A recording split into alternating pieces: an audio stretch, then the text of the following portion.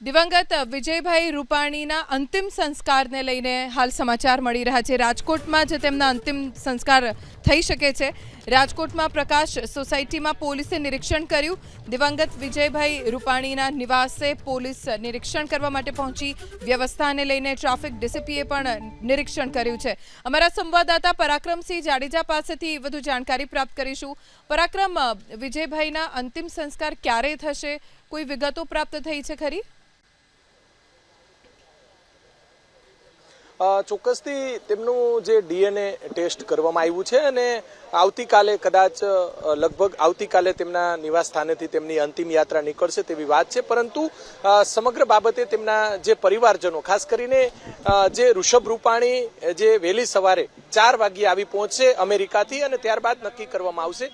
અત્યારે જે પોલીસ છે, રાજકોટ પોલીસના જે ડીસીપી છે પૂજા યાદવ, તેમના દ્વારા તેમના ઘર નજીક અત્યારે જે નિરીક્ષણ કરવામાં આવ્યું છે